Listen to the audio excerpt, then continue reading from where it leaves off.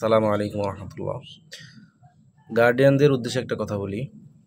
আপনারা যারা বাচ্চাদের প্রতি অনেক মায়া করেন, তো যত মায়া করবেন আপনার বাচ্চাদের জীবন তত নষ্ট হবে, তত ক্ষতি হবে। তো আপনি হিসাব করে মায়া করবেন। বেশি মায়া করতে যেয়ে বাচ্চাদের জীবন নষ্ট করে দিবেন না। অনেক সময় আমরা দেখি বাচ্চাদেরকে এত মায়া করে, এত মহব্বত করে, এত ভালোবাসে যে পড়াশোনার ক্ষেত্রে খুবই অসচেতন। কিন্তু শিক্ষক বা উস্তাদ ক্লাসের মধ্যে কি করলো, বাচ্চাকে মার দিল কিনা বা অন্য কিছু করলো কিনা, ধমক দিল কিনা, বিভিন্ন বিষয়ে অনেক সচেতন থাকে। তো যারা এরকম করেন তাদের বাচ্চাদের জীবন ধ্বংস। আমাদের চোখের সামনে অনেক বাচ্চা দেখা যায়, অনেক বাচ্চার জীবন নষ্ট হওয়ার দিকে যাইতেছে। অর্থাৎ গার্ডিয়ানদের কারণে আমরা বাচ্চাদেরকে শাসন করতে পারি না, বাচ্চাদেরকে ভালো করে পড়াশোনা করতে পারি না। দেখা যায় আমরা পড়াশোনা দিলেও আমরা যদি হাতের কাজ কিংবা হোমওয়ার্ক আমরা দিই, সেটা ঠিকমতো করে না। যদি আমরা শাসন করি তাহলে সেটা ধরবে।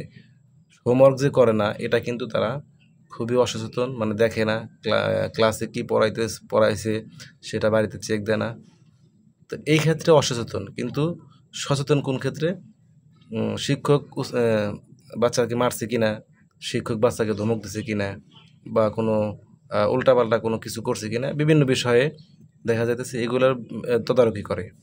এইগুলো যারা করেন তাদের বাচ্চাদের আপনারা মানুষ করতে পারবেন না। আপনি যেখানেই দেন, যত ভালো প্রতিষ্ঠানেই দেন, যখন আপনি উস্তাদের তদারকি করবেন, তো উস্তাদ কি করে, উস্তাদ কি বলে, উস্তাদ শাসন করে কিনা, আপনি বাসায় গেলে বাচ্চাকে জিজ্ঞেস করেন আজকে মারছে কিনা, এই ধরনের কথাবার্তা, এই ধরনের তদারকি যদি করেন, আপনি নির্দ্বিধায় বুঝে নেবেন যে আপনার বাচ্চার ক্ষতি আপনি নিজেই করতেছেন। আমি এই কথাটা বলার উদ্দেশ্য যে আমরা দেখি আমাদের সামনে বাচ্চাদের অনেকের জীবন বিপথে চলতেছে। আমরা জানলে বুঝলেও আমরা কিছু বলতে পারি না, কারণ হলো গার্ডিয়ান অসচেতন। গার্ডিয়ান তারা বাচ্চাদের অনেক মায়া করে। তো বাচ্চা ছেলে মেয়ে আমাদেরও আছে, আমরাও মায়া করি, কিন্তু সব ক্ষেত্রে না। পড়াশোনার ক্ষেত্রে যদি মায়া করেন তাহলে আপনার বাচ্চার ক্ষতি আপনি নিজেই করতেছেন। সুতরাং একটু সাবধান হন, সচেতন হন। বাচ্চাকে কীভাবে মানুষ করা যায়, বাচ্চার ভবিষ্যৎ কীভাবে সুন্দর করা যায়, সেই ক্ষেত্রে একটু মনোযোগী হন। তাহলে আপনার শেষ জীবনটা সুন্দর হবে। অনেক সময় যদি বাচ্চা অমানুষ হয়, দেখবেন যে আপনার শেষ জীবনটা কষ্টে দুঃখে আপনার জর্জরিত হয়ে যাবে। একটু সাবধানে থাকেন, সাবধানে একটু মায়া যত্ন করেন, একটু সচেতন হবেন। বাচ্চার দিকে মনোযোগী হয়ে আপনি